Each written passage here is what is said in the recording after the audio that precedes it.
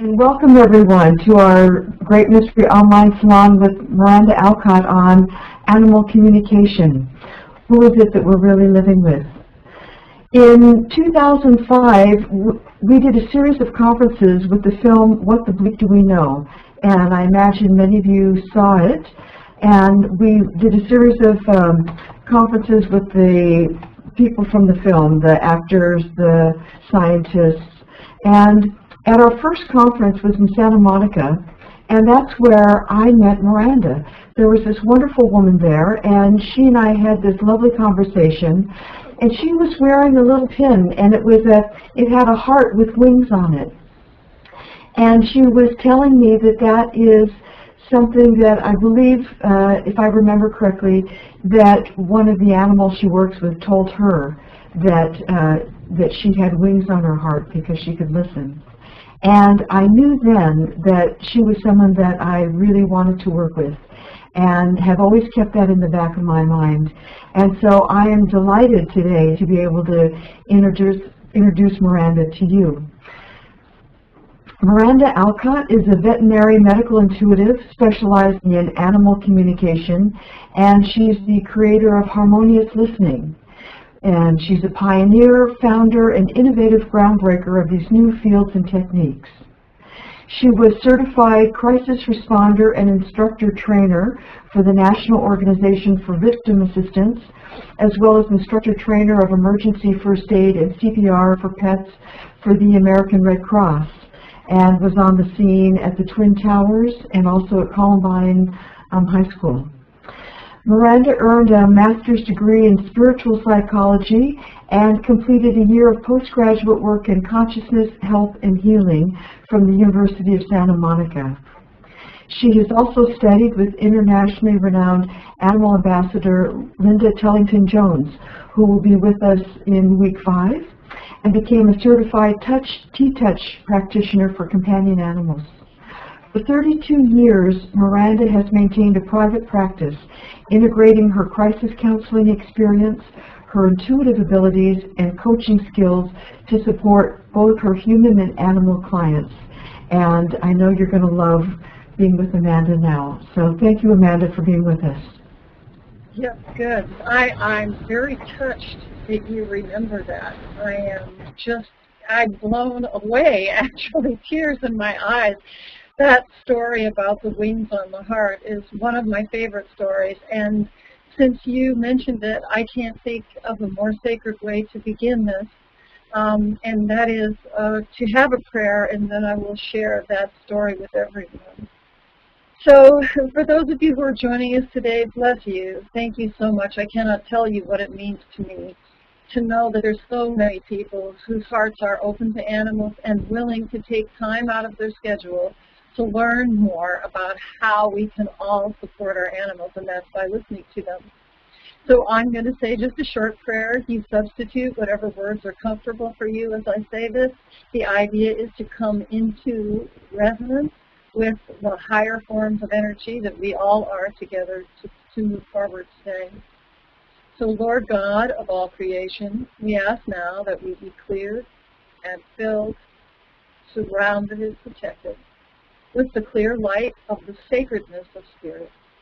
We ask for the presence, protection, guidance, and love of the divine beings who work with each one of us.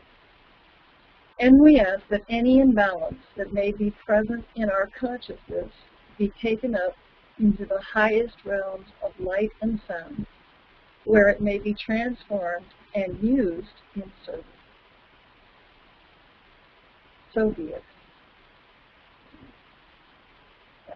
So here we go. So that story is an animal that I was so blessed and still am to work with named Choco. I have a client I've had for years. She started out as a human counseling client, and she called me many years ago to say that her dog had been diagnosed terminally with cancer, lymphatic cancer, and that her dog had been offered to be on a study, and they wanted to have a series of 8 treatments of chemotherapy within 6 weeks for this dog.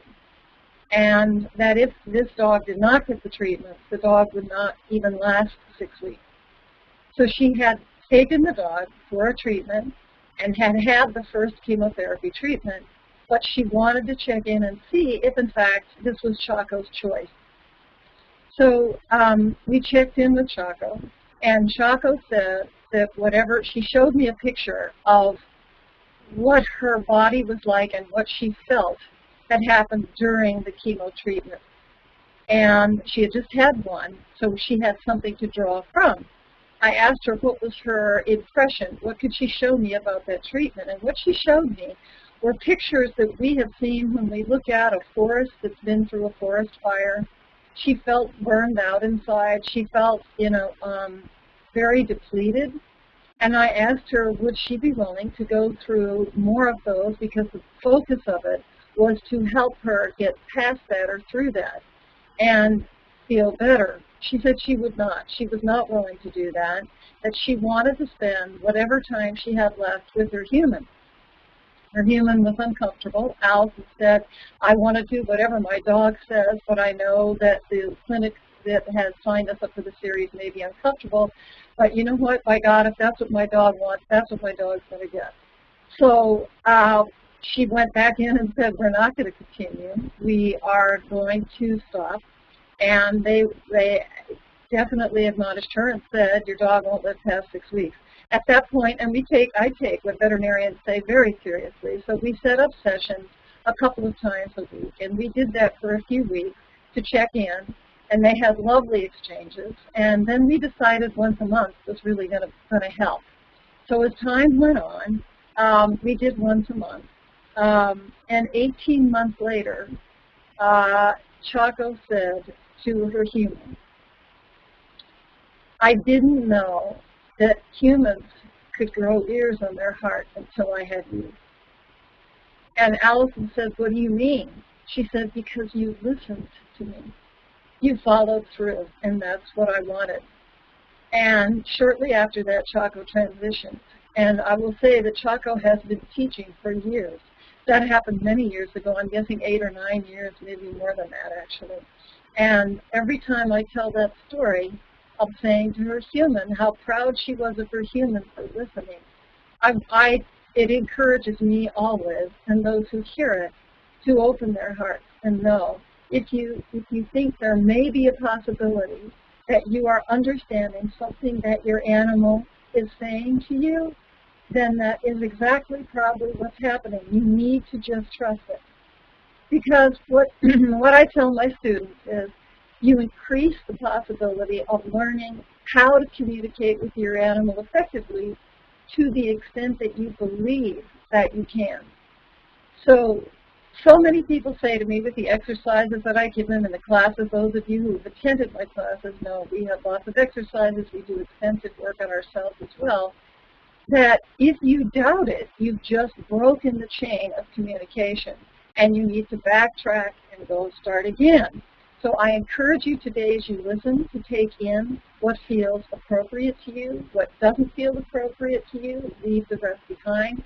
I'm not here to convince anyone of anything or sell anything. All I ask is that you have an open mind and an open heart as we progress. So this series of sessions is going to serve as the core of the series about animal communication.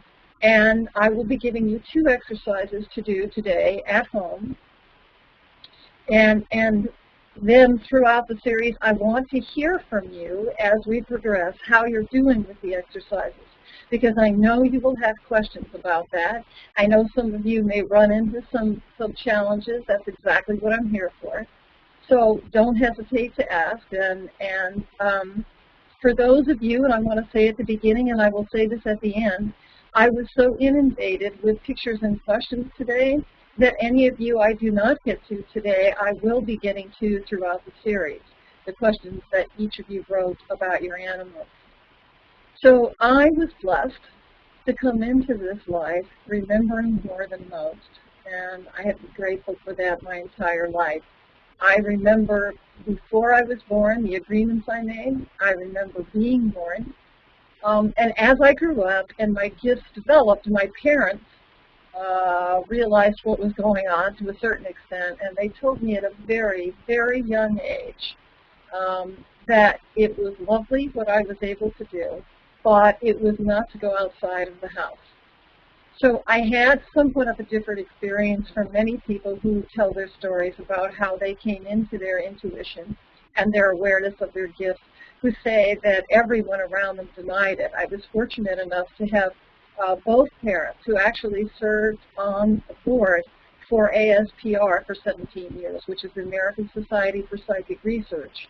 So as I grew up, there were people that would come to our house who were excellent in their field, some psychics, some mediums, some sensitive, some intuitive, and I would get to watch and ascertain who really was the real deal by my standards and by my teacher's standards, and also learn about health and the issues that surround health when you extend yourself in different directions. So I had so many lessons with so many teachers that I'm so grateful to. So I have spent my life in a world of nonverbal communication. That's my daily agenda, is that's where I live and that's what I do. And I use so many different ways of expression and receiving information that I'm only going to name a few, because you may find yourself, as we work in this series, developing or being more aware of things and realizing that all you did was turn up the volume on things that you were actually experiencing. So I'm a synesthetist, hard to say, meaning that I use synesthesia. That means that I see colors generated by sound or frequency resonating throughout all things. I also use instant thought transference, so people refer to that as telepathy, which is an ongoing, which is how come the conversations with the animals that I work with are in real time with their humans, which is why we could go back and forth about questions and counseling and agreement so that everyone is on the same page. I also have visual thinking, which is their 3D segments, if you will. They're vignettes that appear around people, which was very useful to me at Ground Zero and Columbine, but throughout my entire life they have been. And then I also have so many other gifts, all of the Claire audio, clairsentience, all of that. I'm very grateful for this. Now, having said that, all you need is one that you allow to develop, and they will lead you to others. You just have to trust. The question I get asked most is, how do you know if what I'm doing is real? And it has to do with trust. It has to do with practice, practice, practice. It takes years to get really good at it, and some of you may wake up one morning and realize you've been doing it. Excellent. And I'm suggesting to you that you practice, practice, practice. So I'm not a scientist, and if you are interested in the scientific side of this, two things. We're going to have a wonderful guest next week, Ilona, who will not only be talking about her communication and focus of working with dolphins, but also the scientific aspect and wonderful advantages of using our telepathy on a daily basis. It's respect for all life and being able to not be violent when you're using telepathy. Very, very, very wonderful for all of us to learn from, and how we treat each other and lovingly listen to each other. But I do have a few books to recommend. Obviously, Dr. Temple Grandin would be wonderful. Any of her books, Animals Make Us Human, is incredible. Also, Bruce Lipton, The Biology of Belief. Dr. Greg Braden for Divine Matrix. What's interesting about Bruce Lipton. I would start with the Biology of Belief, although some of it may be a little technical. It is really fascinating, and if someone is asking you for information, it's a great place to steer them toward. So, all right. So now I'm going to ask you to just be quiet for a moment and close your eyes where you are. Just take a deep breath. And the easiest way is to follow that breath in your body. So as you breathe in, actually sense where your awareness is in your body. Wherever you feel any tension or stress, breathe right into that spot. Just relax. Now, I'm going to ask you some questions, and I want you to see how your body feels when I ask you these questions and where the vision is in your mind screen, what you see as I'm asking you. What do the animals on the planet feel like to you? How do you relate to them? Where are they in your world? Are they way far away? Are they up close? Do you long to know more about them?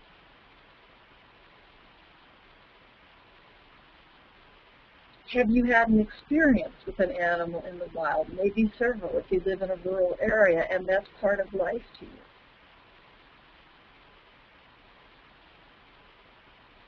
And what do the animals in your home mean to you within your own life? Within your own life, what do they mean? Do you feel you can learn from them?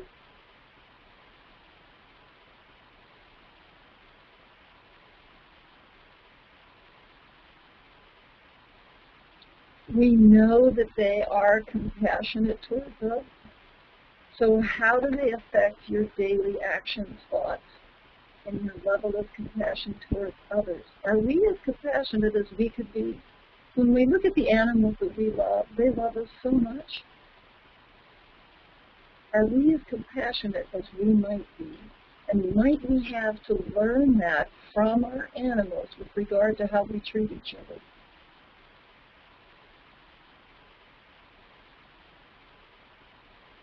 Okay.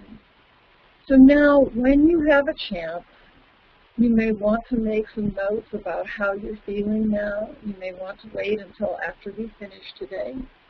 But I suggest to you that you really do take time each day between now and next week to see how you feel. Ask yourself these questions. When you're holding your animal, internally say to them, do you know how much I love you? And I know most of you have asked that question. But this time, be in a silent place to just get a sense, any kind of sense of a response. And so now I will give you the second exercise for today because I feel that this is one that you're going to want to write down, and since you have your paper, you'll be able to do that now. And I call this exercise calling radar, and that's because of the animal who taught me this exercise, my very first hearing dog. And by the way, I have lots of extra equipment going on here because I am hearing impaired and I am wearing extra equipment.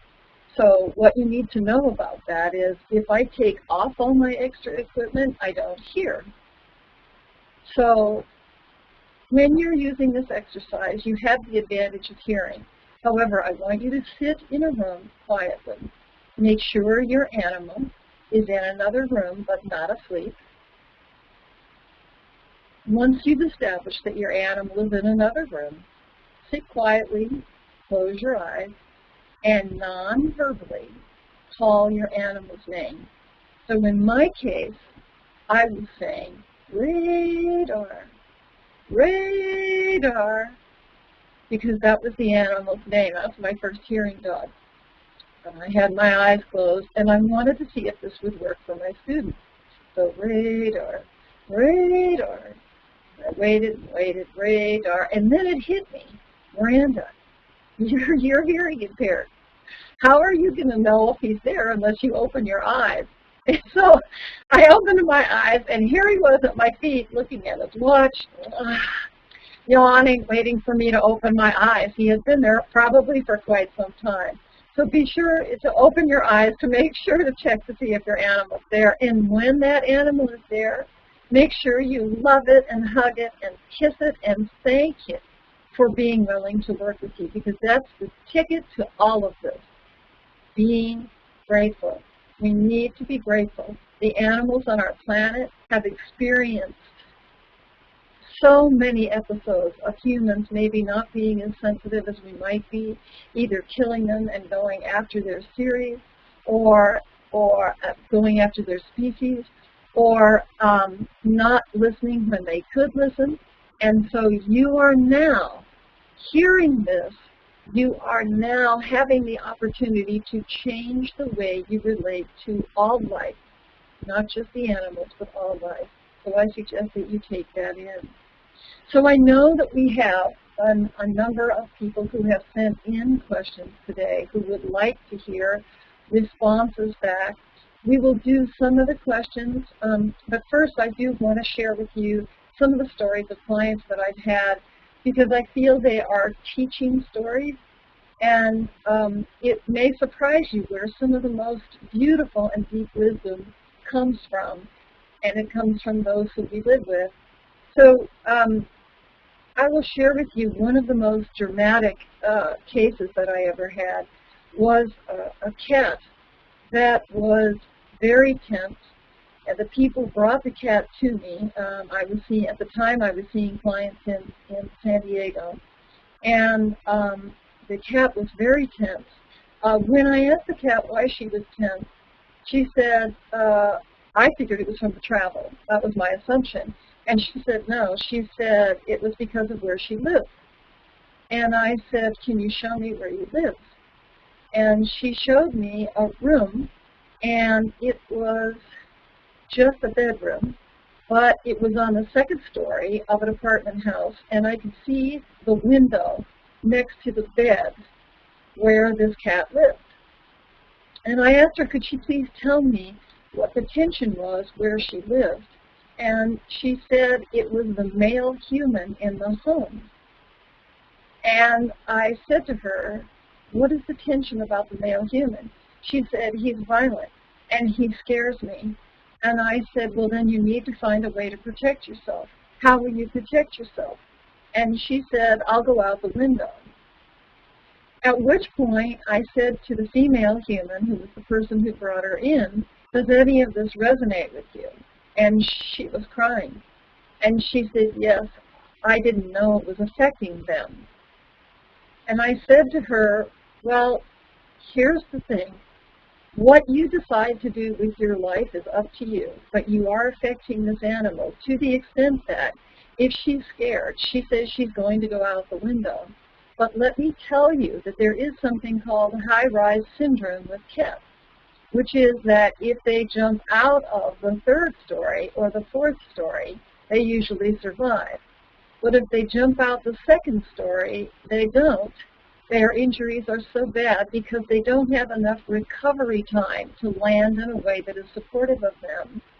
So I just want to point out to you that you are not only living in a situation that's putting you at risk, but you're actually putting your animals at risk as well.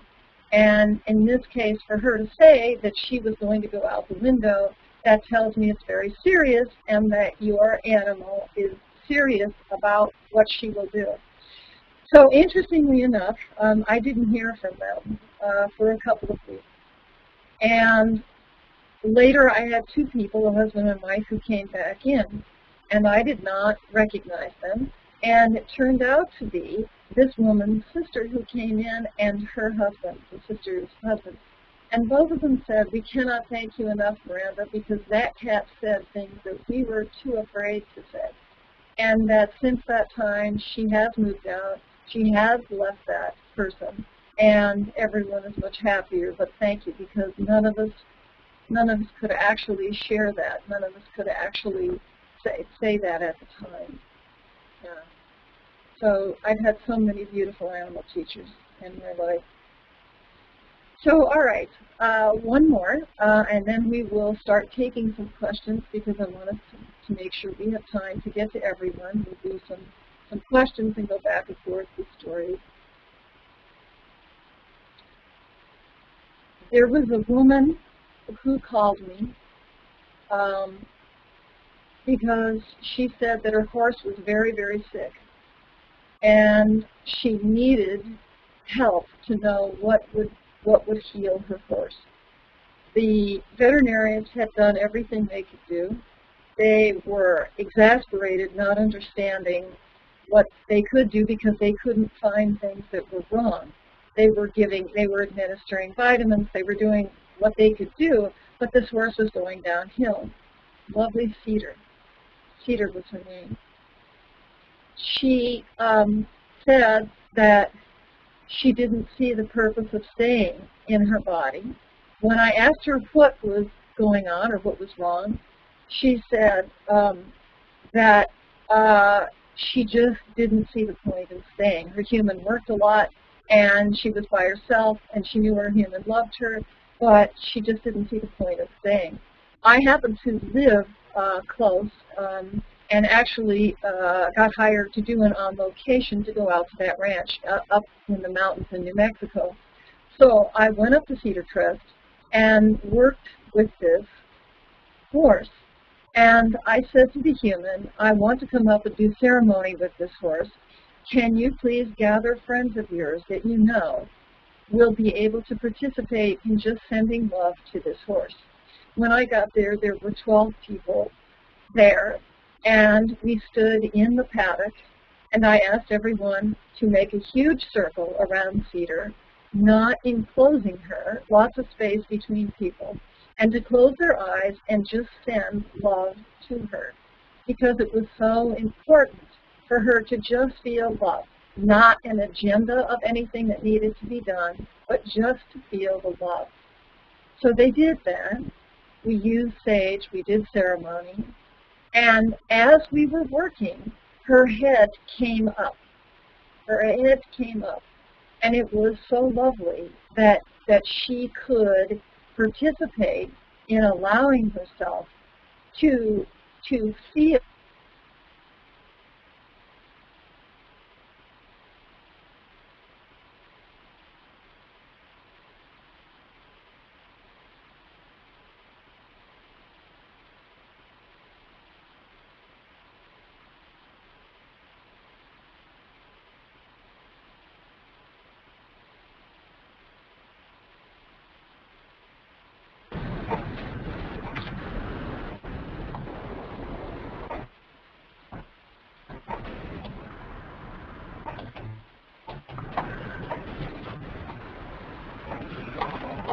okay, here I am, I'm back. Thank you. I got a call from this woman saying that her horse had come back, that the vets could not explain it, that her horse's head was up, that her horse was in the field playing, and that her horse felt like she could absolutely live for a very long time. And in fact, Cedar did. I think Cedar was alive for another 5 years past that. And honestly, all we did was honor this animal. This is why it's so important. And I get tears in my eyes because that animal really was going downhill. And she needed to know she was appreciated, and she was. Okay, so I see also that we have some questions here on the chat, Robin. One in particular that I find very interesting. Someone is asking me, saying, I keep having praying mantis always coming to me on my doors, steps, in my horse barn, anywhere that I would be sure to see them. What are they trying to tell me?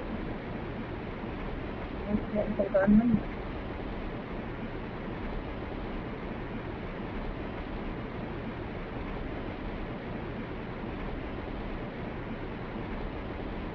They have amazing lessons for you, Jacqueline. You are one of the people that is very aware of how to help people ground. But you can't do that unless you pay more attention to grounding yourself. Praying mantis are one of the oldest beings on our planet. They carry wisdom and ancient history, ancient learnings and teachings. And now all of us are paying more attention to them. Can you imagine being a species alive for eons and having humans not pay attention and now start coming into focus?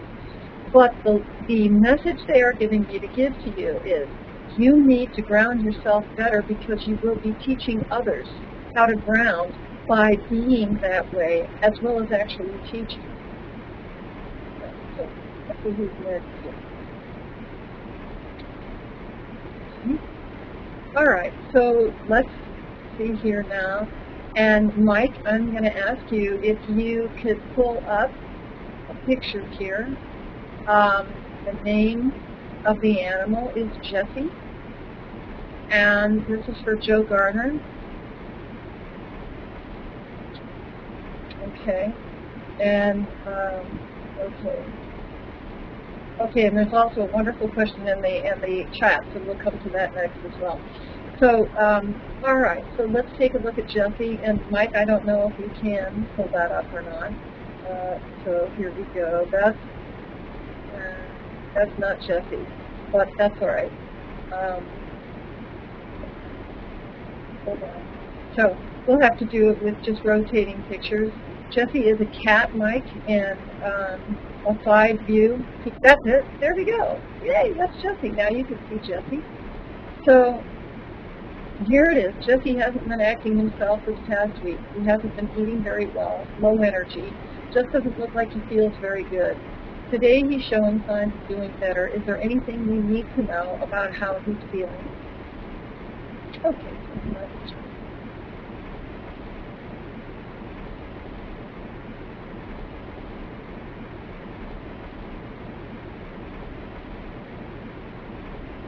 Yes, he says his diet needs to be readjusted. We need to revisit some of the medications that he's on. And I say revisit because I recognize this is a client of mine. Hi, Joe. But also he is not digesting his food as well as he needs to. And this is part of what his life course is going through, but we can make some adjustments. So, you know, it's so important that we all pay attention. When our animals have a response or a reaction, it's really important to pay attention to it. So I appreciate that you did ask about that. So I also want to get to this question here in the chat. And here we are.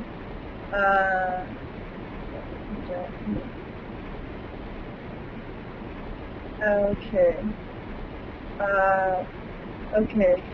There's a question from Blondie. It's Robin. Tell me, is Blondie the name of the animal? I'm not sure. It just says from Robin. Oh, from Robin. Yes.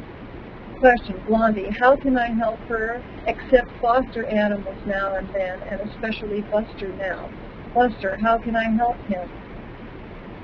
My foster with potential adopt feels safe and not anxious about. I'm confused as to who is the foster and who is the. That question came from Joe Stafford, and I'm not. She emailed the question rather than put it in the chat. Okay. Okay. So it looks like, how can I help her accept foster animals? Okay, so Blondie must be the one who is the permanent animal. Mm-hmm. And Buster is the foster. There we go. Okay, I'm just going to hold on just a moment.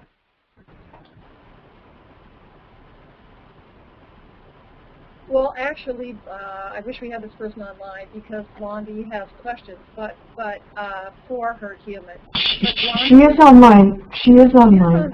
Oh, good. So we could enable her microphone if you like. Wonderful. That would be great. Okay. So just give me a second. And Joe, we're going to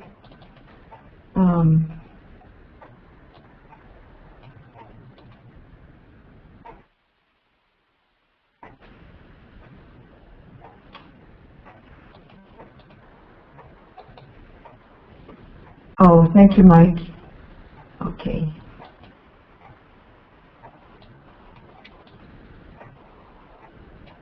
There we go. Okay, make panelist. Okay. Now her mic's enabled. So Joe, you can talk to Miranda now. Hello, Joe.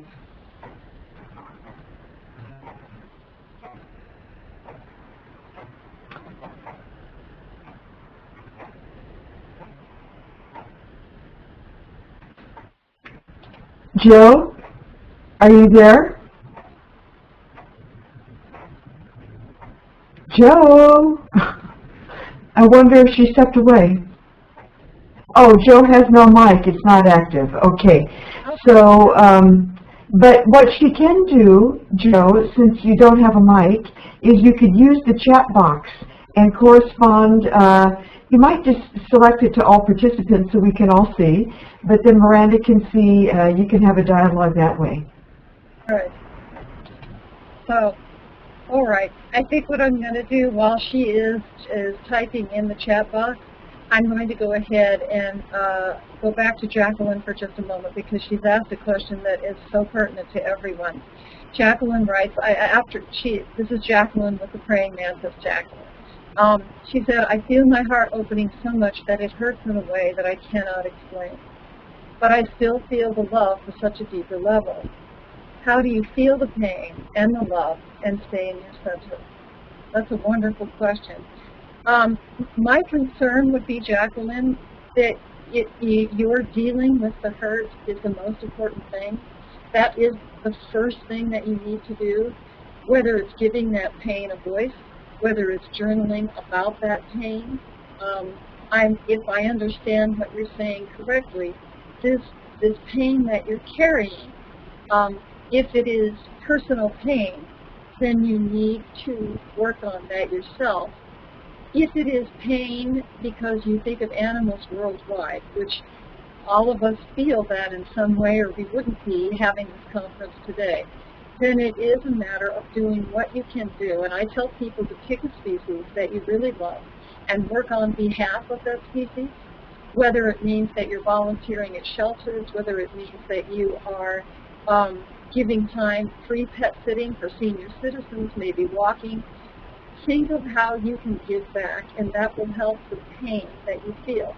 But remember that if you are feeling pain, part of your energetic focus is now dissipated. So I would suggest that you always stay conscious about whatever you're feeling is painful and work on that to clear it, so that when you actually are with your animals, you're clearer when you're with them. I hope that helps. Does that answer your question? I hope that it does. Yes, it does. All right. So, I am not seeing anything from the person. Are you, Robin, seeing anything from here? Yeah. Oh, here we go. The pain is the intensity of the love and the brilliance of Mother Earth. It is so much. Ah, very good. So here we are.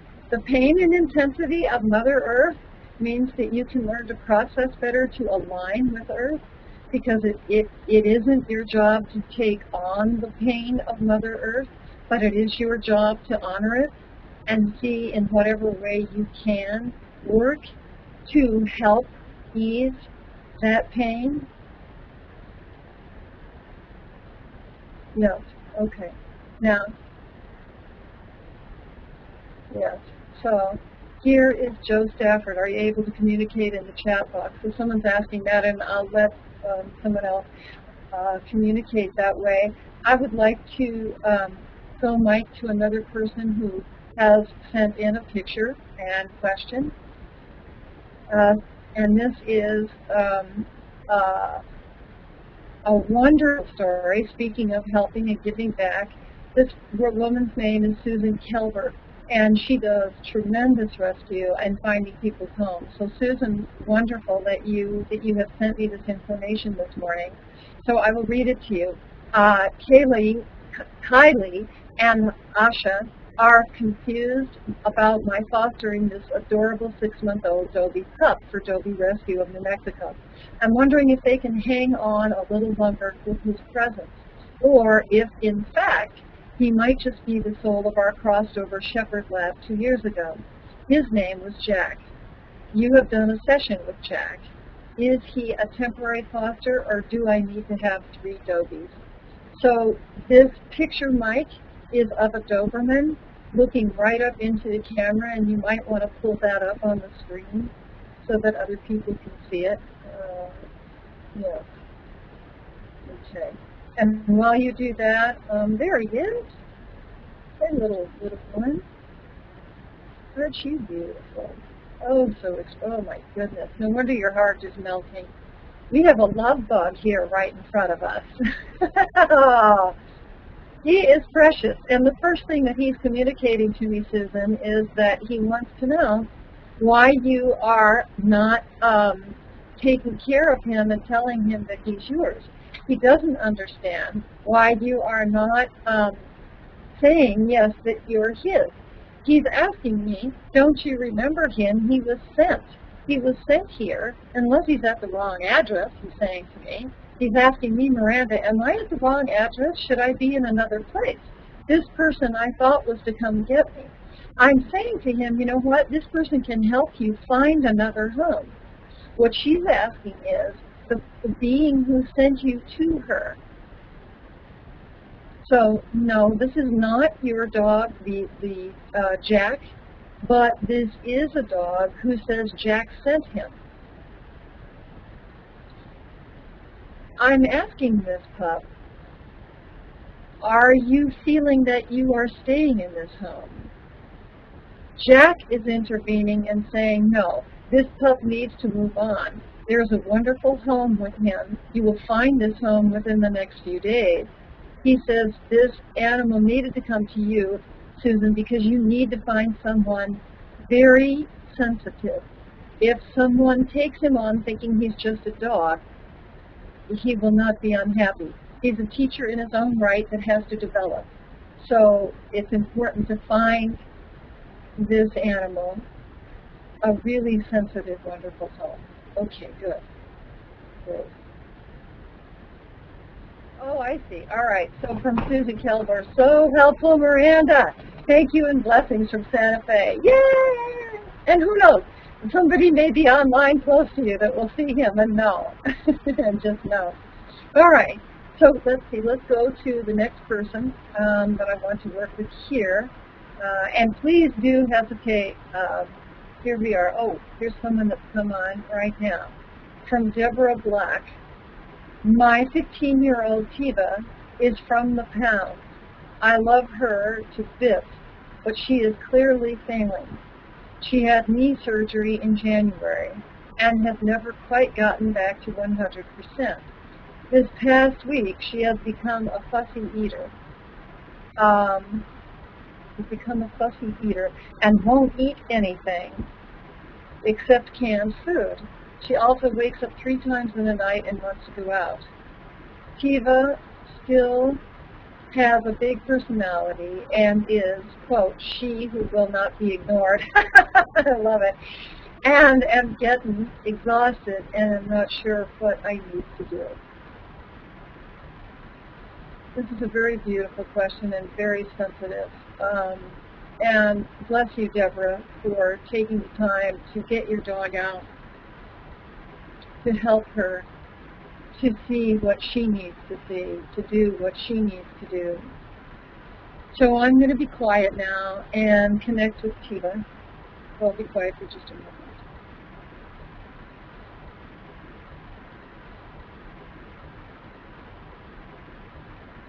Okay. So many times animals who are preparing to transition, and I don't mean eminently within the next 24 hours, ask me to put their humans on notice. So she is letting me know that she needs to let you know she doesn't feel she has a lot of time left. Now, let's make sure that I answer what you're... she's saying to me, could I explain to you why she is doing this, waking up at night, and what's happening? Yes, I would be honored to do that for you, Tiva. So many times the animals need to reconnect and go back to their roots and prepare themselves to transition. So sometimes it will look like a dog that sits in the backyard. I had one client who said, why is my dog sitting in the backyard looking up at the clouds? And in New Mexico, those clouds, they're like none other. So, but in fact, this wonderful border collie was preparing to transition. The animals have different ways they do that, and in this case, your dog is preparing to transition by taking their time to adapt and to adjust. She would like help to transition when the time comes. She's saying she does not feel, she's too proud of a girl to waste away. She would like help to transition. You will know when it's time. but she wants to tell you that she loves you very, very much, and that you have always respected her. And she's very heartfelt and huge heart. This dog has a huge heart. Is very excited about making the transition because she's in pain. And so she says, please don't, and this is for everyone, don't pull the plug. When it's time for me to transition, don't stop communicating with me just because you can't see my body. So for all of us, just because you can't see the animal's body doesn't mean you have to stop communicating with them. That's the biggest, #1 complaint from the animals I get. Why is it that when our humans don't see us physically, they stop communicating? So she's making sure that you understand when it's her time, she will gladly go. She will need some help to go, but then please continue to communicate with her. Okay, good. All right, let's see now. I'm going to go back to this list that I have here of people who sent in pictures. Okay. So, all right. We have a very chatty animal. And so, Mike, if you could pull up Luke and Leia, this is really wonderful. These people, Alan and Helen, are wonderful with their animals, and they have an overall question right now that is not behavior related, but because there they are. And for everyone who's looking, Luke is on the left, Leia is on the right, and there you have male and female, and that's so sweet. It's so obvious and easy to see with them. But the question they're asking, that Helen and Alan are asking, is there anything that either one of them want to say, either about their well-being or their happiness now, or just have to communicate with us? And they know that one of their dogs is very chatty, so I can only imagine who is going to be the person that comes forward here to speak. So I'm going to be quiet for just a moment and just look here.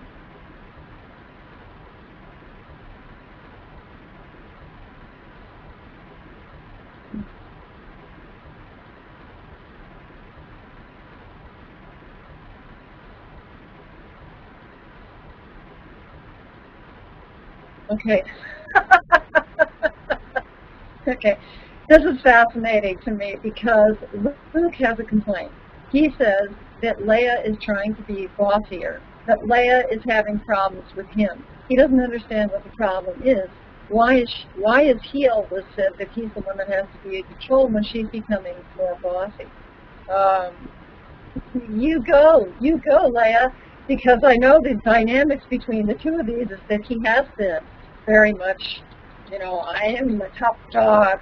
And in this case, that's very sweet. He's saying he needs to be in control. That's a given. That's who he is. That's what should be happening. And she is actually now questioning what his rights are. Maybe she's been watching too many political programs lately. Who knows? But yay, Leia, keep going. So as far as anything in particular other than that, no, they seem to be doing very well. They also have asked me to ask you, and I don't know if we have Alan online. Oh, good. Yes, we have Alan in the chat, so Alan can respond to this. Alan, they've asked me to ask you, how can you, talk about personal, how can you complain about them barking when all you and Helen do is talk. They need a way to express themselves. So we may be able to work out an agreement at some point between the four of you with this, giving them an opportunity where there are places that it is appropriate to bark more than what they've had before, because really there isn't a great argument for why they shouldn't bark, although we know it's upsetting to the humans. So that would be my suggestion, that we follow through with a session on that one.